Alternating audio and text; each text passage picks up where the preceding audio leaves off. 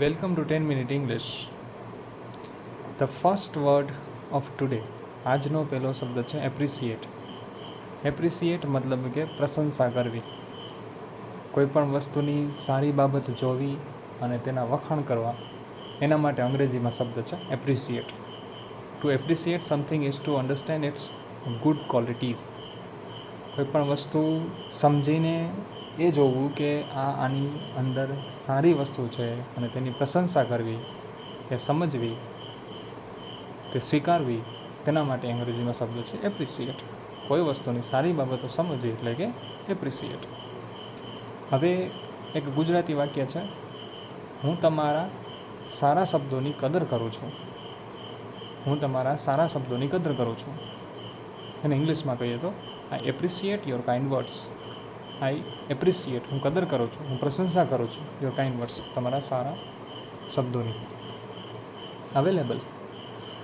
Available મતલબ કે જે હાજર હોય, જે પ્રેઝન્ટ હોય, જે તે સમયે, મતલબ કે તમે જાઓ અને તમને કંઈક જોતું છે ને તમને મળે છે, તો એ શું કહેવાય કે અવેલેબલ કહેવાય. For example, if something is available it means you can get it. તમારે જ્યારે જોઈએ ત્યારે તમે કંઈ પણ વસ્તુ લઈ શકો, હાજર હોય તમારા માટે, તેના માટે શબ્દ છે ઇંગ્લિશમાં અવેલેબલ. જે મળી શકે તે અવેલેબલ કહેવાય. If something is available it means you can get it. For example, ટિકિટો ઓનલાઈન ઉપલબ્ધ છે. મૂવી જોવા તમારે જવાનું છે, રાઈટ, અને તમારે ટિકિટ ખરીદવી છે, તો તમે ઇંગ્લિશમાં એવું કહી શકો કે બુક માય શોમાં ટિકિટો ઓનલાઈન ઉપલબ્ધ છે. On book my show tickets R available. Tickets are available online on Book My Show. If you want to watch movie, ટિકિટો અવેલેબલ છે. ઓકે. બીટ. બીટ એટલે કે કોઈને હરાવવું. ફોર એક્ઝામ્પલ, WWE એક બોક્સિંગ શું કહેવાય કે ટીવી ચેનલમાં આપણે શું કહેવાય કે બોક્સિંગનું રેસલિંગ શો આવતો, હજી આવે છે. એમાં આપણે કહીએ કે જ્હોન સીના જે ફેમસ છે તેણે અન્ડરટેકરને બીટ કર્યા, એટલે કે એમને હરાવ્યા. તો આવી રીતથી તમે કોઈ પણ વસ્તુ એક વ્યક્તિ બીજી વ્યક્તિને હરાવે, તેના માટે બીટ શબ્દ વપરાય છે. કોઈને હરાવવું એટલે કે beat. To beat someone means to do better than they do. જુઓ, કોઈ શું કહેવાય કે એક વ્યક્તિએ કંઈ કર્યું છે, એનાથી તમે બેટર કર્યું, તો મતલબ જે વ્યક્તિ એ સારું કર્યું છે, તમે એનાથી સારું કરીને એને તો એની સારું જે કરેલું છે એને તો હરાવી દીધું, એને તો પાછળ છોડી દીધું. તો અહીંયા ઇંગ્લિશમાં એ રીતે સમજાવ્યું છે, પણ અર્થ એ જ થાય છે કે હરાવવું, અથવા તો જે કંઈ પણ સારું કરેલું છે એનાથી વધારે સારું કરવું. ઓકે. તેણે તેના પ્રતિસ્પર્ધીને સરળતાથી હરાવ્યો. આ ગુજરાતી વાક્ય છે કે તેણે તેના પ્રતિસ્પર્ધીને સરળતાથી હરાવ્યો, જેની સાથે કોમ્પિટિશન હતું, બરાબર, પ્રતિસ્પર્ધી, સ્પર્ધાવાળા. For example, she beat her opponent easily. She beat her, beat એટલે કે હરાવવું, ઓપોનન્ટ એટલે કે પ્રતિસ્પર્ધી, સામે જે વ્યક્તિ જે છે એ, ઇઝીલી એટલે કે સરળતાથી, આરામથી.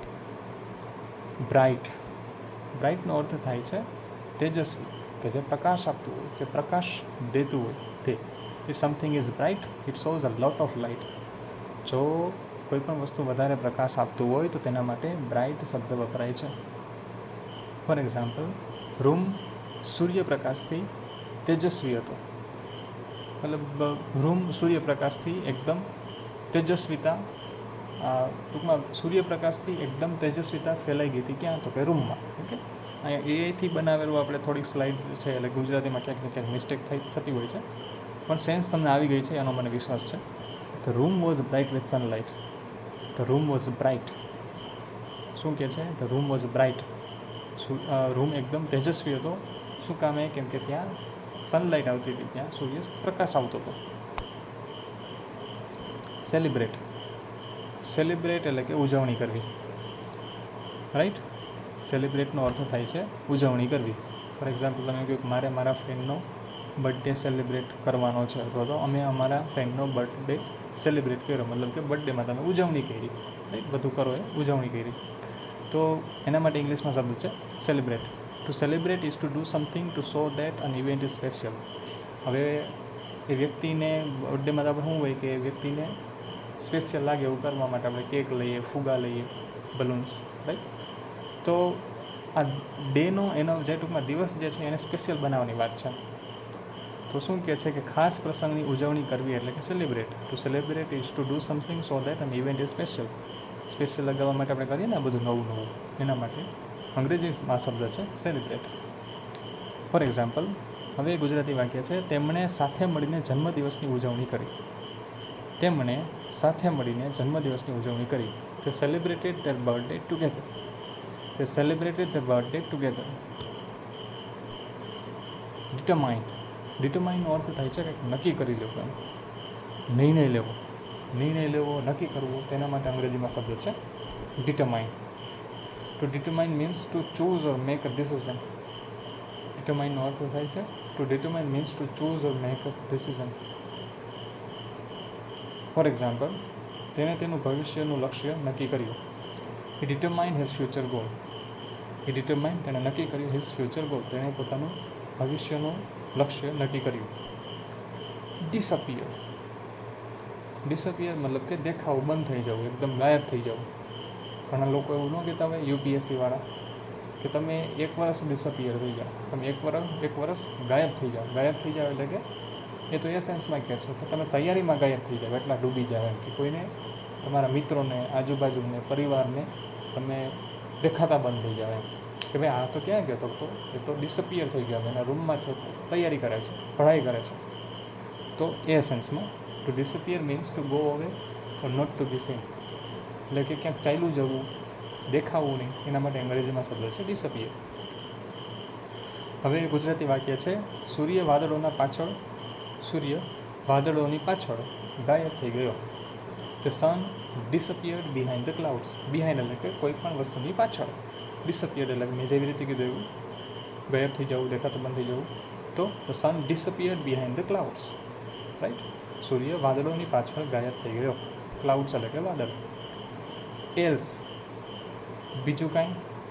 આપણે એવી શું કહેવાય કે ગુજરાતીમાં ઘણી વખત આપણે કહેતા બીજું કાંઈ, તેના માટે ઇંગ્લિશમાં શબ્દ છે એલ્સ.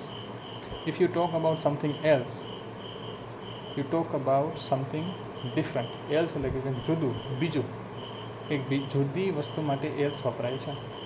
ફોર એક્ઝામ્પલ, જો અહીં વાક્ય જોશો એટલે તમને સમજાશે. કાંઈ સ્ટ્રેસ લેવાનો નથી. આપણે અમુક શબ્દો લખાયેલા છે ને એમની સાથે અમુક મિનિંગ જોડાયેલા છે, બસ એટલું જ યાદ રાખો. વારંવાર ઉપયોગ થશે એટલે તમને યાદ રહી જશે. રાઈટ. તો મેઇન વસ્તુ તો એ છે કે તમે બંને એટલું ઇંગ્લિશ સાંભળવાનું છે. ઓકે. હવે જુઓ, મને આ નથી જોઈતું, મને બીજું કંઈ આપો. I don't want this, give me something else. મને આ નથી જોઈતું, મને બીજું કંઈ આપો. I don't want this, give me something else. Fair, સરસ, સારું. આપણે કોઈ પણ વસ્તુ, કંઈ પણ ઘરના વ્યવસ્થિત થઈ, એમાં કાંઈ વાંધો નથી, બધું સુંદર, કંઈ પણ શું કહ્યું, તમે કોઈ પ્રસંગ હોય અને સરસ રીતે પતી ગયો તો તમે કહો કે ફેરલી બધું પતી ગયું. રાઈટ. ફેર એનફ, સારું એમ. આપણે ઘણી વખત એવું કહીએ ફેર એનફ. તો જુઓ, ગુજરાતીમાં આપણે એવી રીતે દર્શાવે છે કે યોગ્ય અને ન્યાયસંગત વર્તનને ફેર કહેવાય. આપણે ઘણી વખત એવું પણ વાક્ય પ્રયોગ કરી શકીએ, યુ બિહેવ ફેરલી. તમારે વ્યવસ્થિત ન્યાયસંગત રીતે વર્તવાનું છે. Fair describe treating someone in a way that is reasonable or right. વ્યવસ્થિત તમે કોઈને શું કહેવાય કે ટ્રીટ કરો, તેના માટે ફેર શબ્દ વપરાય છે. ફોર એક્ઝામ્પલ, રમત બધા માટે ન્યાયસંગત હતી. રમત બધા માટે સરખી હતી એમ, મતલબ કોઈનો અન્યાય નથી થયો એવું કેવું છે. હવે ઇંગ્લિશમાં કહીએ તો the game was fair four everyone. The game was fair four everyone. Flow એટલે કે વહેણ, દિશા. કોઈ પણ વસ્તુ વહેતી હોય એના માટે ફ્લો શબ્દ વપરાય છે. For example, to flow is to move easily and continuously in one direction. To flow is to move easily and continuously in one direction. એક દિશામાં સતત વહેતું રહેવું એટલે કે ફ્લો. જુઓ, હવે ગુજરાતી વાક્ય છે કે નદી ખૂબ ઝડપથી વહે છે. The river flows very fast. વહેવા માટે અંગ્રેજીમાં શબ્દ છે ફ્લો. આપણું પણ ઇંગ્લિશ નદીની જેમ વહેવું જોઈએ. Our language should flow like a river. our English language communication should flow like a river. Okay, તો આ હતા આજના 10 શબ્દો. ફોર એક્ઝામ્પલ, એપ્રિસિએટ એટલે કે કદર કરવી, પ્રશંસા કરવી. બીટ એટલે કે હરાવવું. સેલિબ્રેટ એટલે કે ઉજવણી કરવી. ડિટરમાઇન એટલે કે નક્કી કરવું. ડિસઅપિયર એટલે કે ગાયબ થઈ જવું. ફ્લો એટલે કે વહેવું. અવેલેબલ એટલે કે ઉપલબ્ધ. બ્રાઇટ એટલે કે તેજસ્વી. એલ્સ એટલે કે બીજું. ફેર એટલે કે ન્યાયસંગત.